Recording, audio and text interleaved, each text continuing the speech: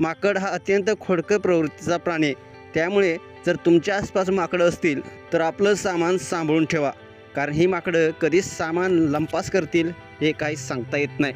आता हेच पहा ना, एक व्यक्ती जमिनीचं रजिस्ट्रेशन करण्यासाठी तहसील कार्यालयात गेला होता, पण या कार्यालयाच्या परिसरामध्ये खूप माकडं आहेत.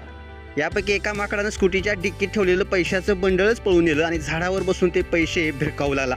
पण या प्रकरणातलं खरं आश्चर्य पुढे आहे, ज्या व्यक्तीचे पैसे पळवले त्याला त्या माकडामध्ये चक्क बजरंगबली हनुमान दिसू लागले. खरंच हा व्हायरल व्हिडिओ पाहून तुम्ही देखील डोक्याला हात लावल्याशिवाय राहणार नाही. ही घटना प्रयागराज येथे घडली. बांका जलालपूर येथे राहणारा वसीम अली आपल्या जमिनीचं रजिस्ट्रेशन करण्यासाठी सोराव येथील तहसील कार्यालयात गेला होता. त्याच्याजवळ 50,000 रुपये रोख होते. हे पैसे त्यानं आपल्या स्कूटीच्या डिक्कीत ठेवलं होतं, पण एका माकडानं स्कूटीच्या डिक्कीतून पैशाचंच बंडल पळवलं आणि झाडावर बसून त्या नोटांशी खेळू लागला. दरम्यान त्याने 500 रुपयाच्या नोटा खाली भिरकावायला सुरुवात केली. अर्थात आकाशातून पैसे पडतायत तर गोळा करायला गर्दी होणारच, पण गंमत म्हणजे माणसांची गर्दी पाहून माकडाला अजून चेव चढला आणि त्यानं सगळ्या नोटा भिरकावून दिल्या. सुदैवानं नोटा गोळा करणारे सर्व लोक प्रामाणिक निघाले आणि त्यांनी हे सगळे पैसे वसीम अलीला परत केलं. एका मुलाखतीत वसीम अलीनं म्हटलंय, त्याच्याजवळ एकूण 1,00,000 रुपये होते.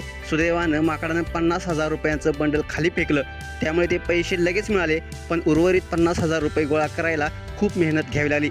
पुढे वसीमनं पैसे परत मिळाल्याबद्दल श्री बजरंगबलीचे आभार मानले. श्री हनुमानांनीच माकडाला पैसे परत करण्याची बुद्धी दिली असा त्यांचा विश्वास आहे. बरं एवढंच नाही तर काही वेळानंतर त्याला माकडाच्या रूपात खुद्द बजरंगबली आशीर्वाद द्यायला आले होते असा भास देखील झाला. असो, पण या घटनेचा व्हिडिओ सध्या सोशल मीडियावरती प्रचंड व्हायरल होत आहे. नेटकरी यावर मात्र विविध अशा प्रतिक्रिया व्यक्त करत आहेत. तुम्हाला व्हिडिओ कसा वाटला? तुमच्या प्रतिक्रिया अवश्य लिहा आणि आपल्या SS स्पोर्ट्स या चॅनेलला सबस्क्राईब करायला नक्की विसरू